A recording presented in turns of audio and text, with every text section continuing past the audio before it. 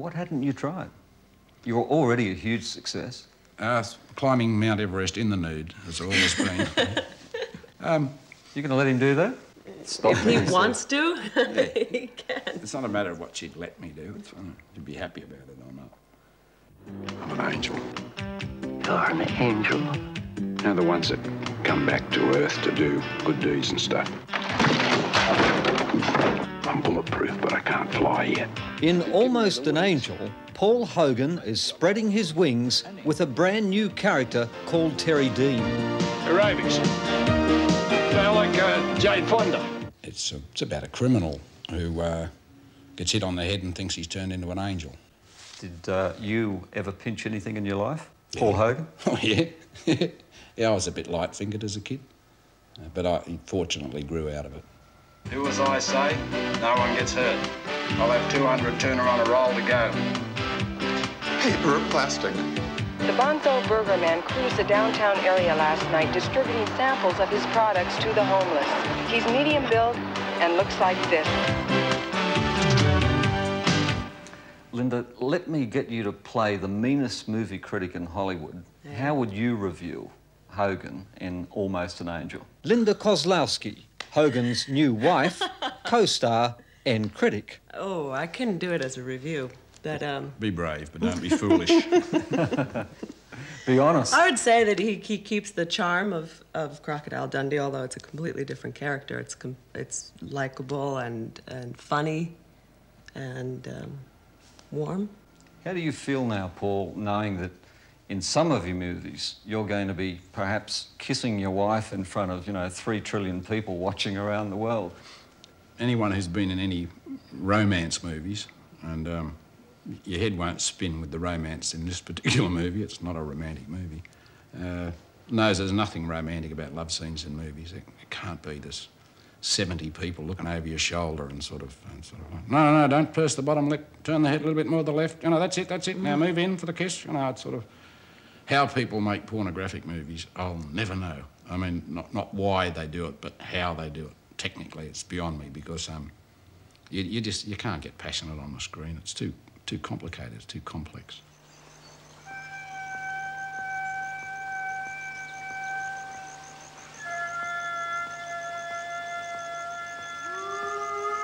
And I'm sure my wife doesn't care how many beautiful women that I have love scenes with in the movies. She won't. She'll just shrug her shoulders. Is that right, Linda? Mm-hmm. No, it's all just acting. It's fine. No. Social workers, right? Yeah. And what's it to you? Popeye? Hogan's new movie is set entirely in America, and the message is aimed very much at American kids. Because if you miss with a glove, you still take them out with the elbow. Now, I never, ever want to see any of you guys doing any of this dirty stuff. They've been brainwashed that picking up a gun and blowing someone away is really heroic. They go to the movies and the hero whips the gun out and blows someone's head off, and as long as he does a little joke before he does it, he's still the goodie. The only way you can tell the goodies from the baddies in movies and television is that the goodies crack jokes before they kill people, and that's what they call heart. What is the moral message of Almost an Angel? Attitude to each other, that you can be an angel without big white floppy wings and a halo. The guy from down under is now working for the man upstairs. I guess you've been asked this question a million times, but is Elvis with you? Almost an angel. I think I got inspired for this one when I had a cerebral hemorrhage, or stroke, as everyone insists. I never had a stroke. And I had a brush with death, and a coma and all that sort of thing, and had a lot of weird thoughts. I talked to all sorts of creatures from outer space and inner space and I don't know what, and had all the weirdest hallucinations. But I think the idea of being written off or thinking that you're near death must have triggered something in the back of my head to make a movie about an angel. When a sudden collision causes a major concussion. You wanted the truth, I'm giving it to you. I'm an angel, I'm an angel, I'm an angel, I'm an angel. that leads to a hasty conclusion. I don't know if Kerry saw the light at the end of the tunnel or angels or monsters when he had his recent brush with death. He probably frightened death away. He probably glowered at it and said, "Get out of the room." And death went scampering. So I don't think Kerry will sit down and write a movie about being an angel. So, what will you say to death if you were looking him in the eye? Well, I already did. I already said, "Nick off, I'm not ready." I don't know, and sort of... Well, they're funny, at one stage I heard people talking about me, and I heard someone say, "Oh, he's a goner." And sort of Paul Hogan said, "Oh, well, that'll suit me, I'll go, because I'm in a lot of pain, and it's relentless, so let's get it over with." But sort of Hoges, sort of inside me, sort of said, "Oh, you might be finished, but I ain't." I'm sticking round here. Because Hoges used to talk to me, funnily enough, in that weird state. And it was this character with the boots and the shorts sort of standing at the end of the bed, sort of saying, "Get up, you wuss. You'll be right. They can't kill us." I love you! I love you! I love you! I love you! In case you're one of the few who missed Croc Dundee, the New York gal and the bloke from down under fell in love, and that's when life did imitate art. An axe murderer can read. In Almost an Angel, Paul and Linda look quite domesticated. Makes you wonder whether this is a scene from their You have marriage. family living in LA, Mr. Dean? No, I killed them with an axe. How happy were you on your wedding day? I guess it's top of the scale. I was so happy I don't remember it. I don't think any bride does, really, but I guess that's why they video it. We didn't. We should have. Because you're just so elated and so happy and so excited that everything's sort of a blur. And Did you think twice about saying yes to him? I mean, knowing what a male bimbo he is, you know. no. He thinks I'm Warren Beatty or Oh, no, he's not going to do a Warren Beatty on that. What every Australian woman would like to ask you is, what is Paul Hogan like as a husband? He's great as a husband. He's, you know, I mean, a lot of American people thought, oh, you're marrying an Australian, and they have this reputation to be chauvinist or macho or anything. And he's great. What's he like to live with? I mean, has he got some strange Prince. down-under habits? No, A prince? I think a prince. He answered for himself.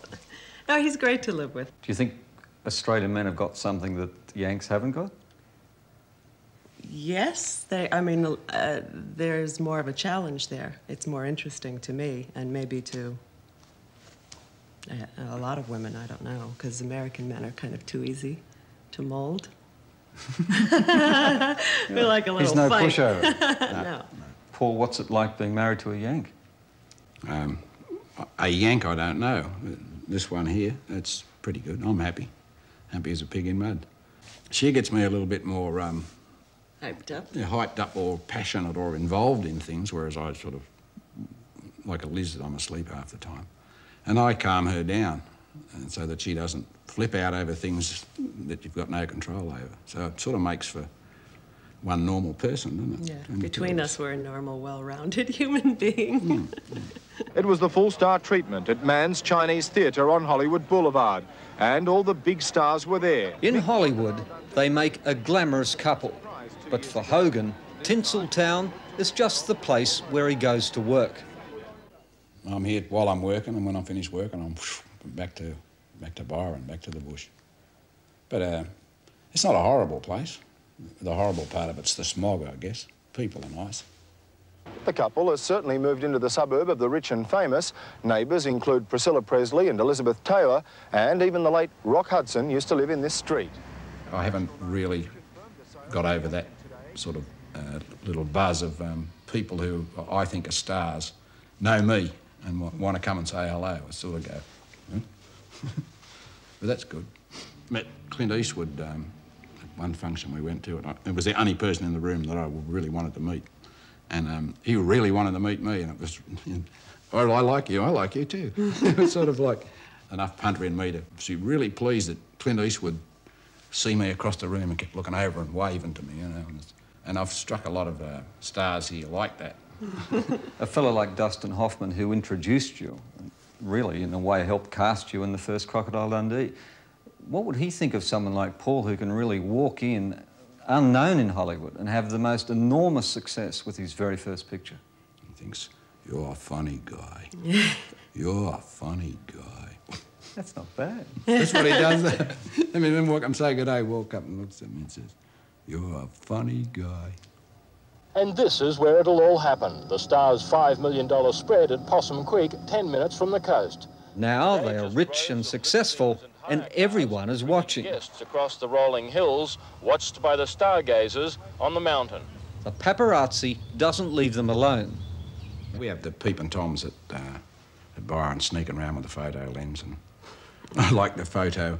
One of Dulcie Bowling's people from New Idea sent a peeping tom out with a telephoto lens, and trying to shoot in the windows or something, and he never got closer than about a quarter of a mile. The only shot he got was Linda riding one of our motorbikes away from the house. So it came out in New Idea with a caption under it, here is Linda in a rage, storming away from the house after one of our many fights. We must have been fighting real loud for this guy to hear us 400 yards away, and we were fighting over the decorating. And anyone who knows me knows how passionate I get about decorating. I wanted the purple Lurex curtains and you wanted white linen or something. Anyway, I got my way, we got purple Lurex. You got the purple Lurex? Yeah. Can't wait for Robin Leach to come and see the house now. Lifestyles of the rich and tasteless. At home with Hogan, I've never seen him laugh so much. Fame and fortune haven't changed him, but Linda certainly has. For a fella that appears to have everything, what does it mean to you? How has it changed you to marry Linda? How's it changed me? Geez, nothing much changes me, does it? It's made me very happy. I'm sort of... People that knew me over the years used to say, you know, for a comedian or someone who devotes their life to making other people happy, you don't strike me as being that happy yourself. And probably I wasn't. And now I am. Hello, I'm Liz Hayes. Thanks for watching. To keep up with the latest from 60 Minutes Australia, make sure you subscribe to our channel. You can also download the 9 Now app for full episodes and other exclusive 60 Minutes content.